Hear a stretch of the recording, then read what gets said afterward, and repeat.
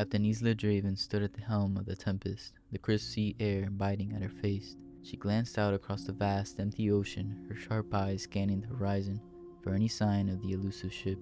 The phantom tide had been haunting these waters for weeks now, and with every passing day, it seemed to grow more deadly. The Crown had ordered Isla to put an end to it, offering great rewards for her success. She had been tasked with something far more important than mere bounty hunting. This was the stuff of legends, something that could ensure her place in history. But Isla wasn't one to seek glory without purpose. Phantom Tide was no ordinary pirate ship. It was a ghost ship, a specter that appeared out of nowhere, attacking merchant vessels and vanishing into the mist just as quickly. Its crew, an eerie collection of souls, were rumored to be cursed to sail the seas for all eternity. No one knew exactly what had bound them to this cursed existence, and Isla was determined to find out. Her crew was nervous. Rumors of the ship had reached every port, and many had lost their lives trying to stop it. Isla, however, was not afraid. She had seen more than her fair share of danger over the years, and nothing about a ghost ship would stop her from doing what needed to be done. The ocean was calm today, and there was no sign of the fog that usually accompanied the phantom tide. Yet Isla felt a strange sense of foreboding, like a storm was about to break. The wind had shifted, and the temperature had dropped sharply. It was the kind of cold that made her bones ache. As nightfall descended, the mist rolled in thick and fast, enveloping the Tempest. Isla stood on deck, her hand resting on the hilt of her sword, waiting. It didn't take long for the first eerie cry to break the silence. A haunting sound like the mournful wail of a ship's bell echoed across the water. Her crew tensed ready for battle, but Isla knew this was no ordinary attack. The fog parted like a curtain, and there it was, the phantom tide, its black sails billowing in the wind, its massive hull floating just above the water, as if it were born from the sea itself.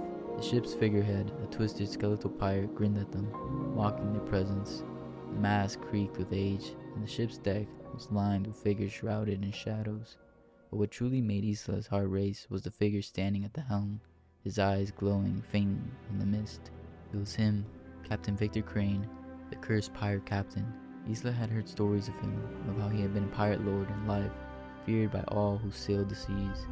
But those stories always ended the same way, with Victor Kane being cursed to sail the oceans forever, bound to the phantom tide and his spectral crew.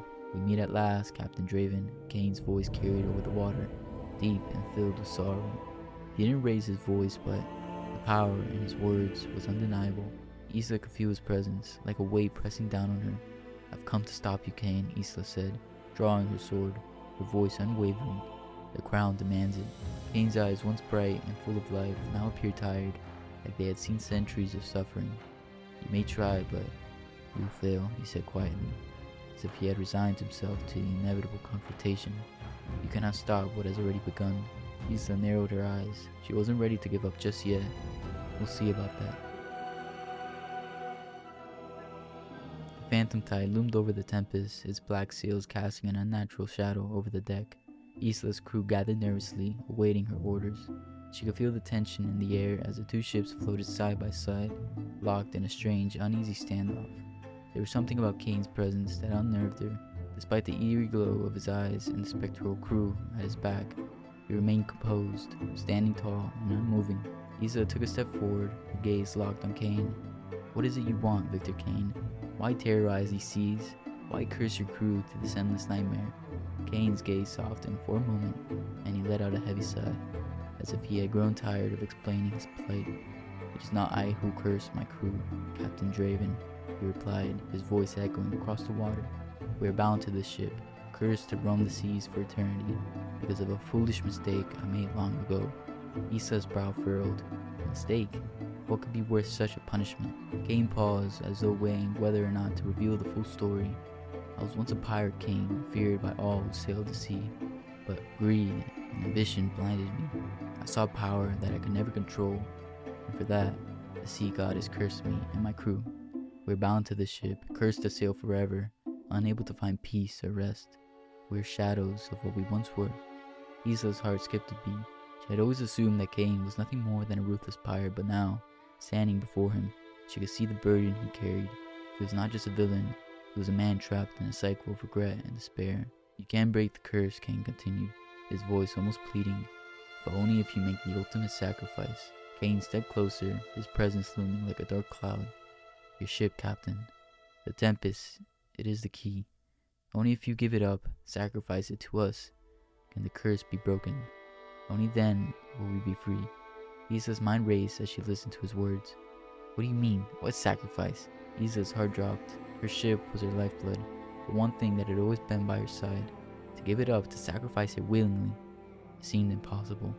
But the look in Kane's eyes, the weariness in his voice, made her question everything. Could she really end this cycle of torment for Kane and his crew? Or was this some twisted trick to further his own suffering? I cannot give up the Tempest, Isa said, shaking her head. My crew, my people. This ship is all I have. It is who I am. Kane's expression hardened. Then you're no different from me, he replied. We're both trapped by our pride. For days, Isla wrestled with the decision. The Phantom Tide sailed alongside the Tempest, his crew an ever-present reminder of the curse that held them captive. Every night, the spectral figures on the ghost ship seemed to grow more restless, more desperate, and every day Isla felt the weight of the curse pressing down on her. She had never been one to back away from a challenge, but this was different. The cost of ending the curse seemed too great.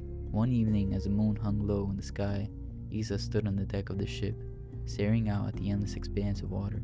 She could hear the quiet whispers of the Phantom Tide in the distance, but tonight they felt closer than ever. She had spent too long thinking about Kane's offer, too long wondering if she was truly willing to sacrifice everything for the sake of these lost souls. Her first mate, Rowan, approached her quietly. Captain, I know you're torn, but this isn't just about you. The crew, our crew, needs you. We can't lose the Tempest. We fought too hard for her. Isla turned to Rowan, her heart heavy. I know, Rowan, but what choice do I have?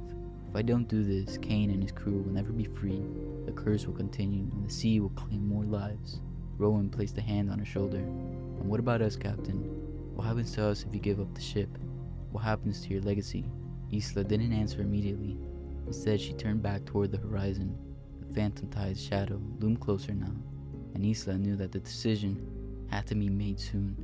She had no more time to second-guess herself. No, Isla said finally, her voice firm. I will not sacrifice the Tempest. I will not give up my crew and my life's work for a curse that isn't mine to bear. Rowan nodded, his eyes filled with understanding. And we fight. We fight until the last breath. But even as Isa said the words, she couldn't shake the nagging feeling that she might have just made a grave mistake. The days passed and the situation grew more dire.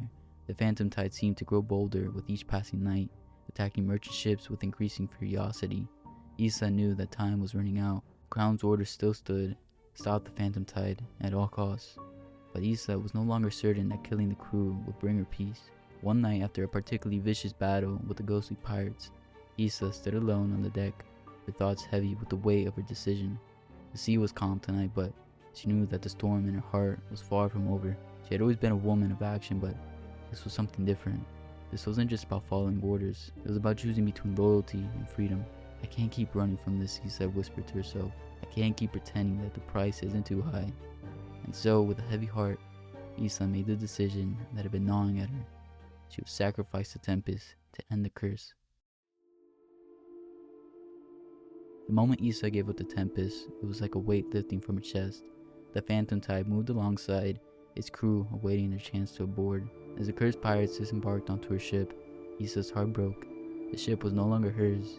It had served its purpose, and now it would be part of the endless cycle of torment. Victor Kane approached her one final time, his eyes filled with gratitude and sorrow. You've done what no one else would have ever done, he said quietly. You've given us freedom. Isa stood at the edge of the deck, watching the Phantom Tide fade into the night. Her ship, her pride was gone, but for the first time she felt a sense of peace. And as dawn broke over the horizon, Isa stood alone on an island, adrift but hopeful, her journey far from over.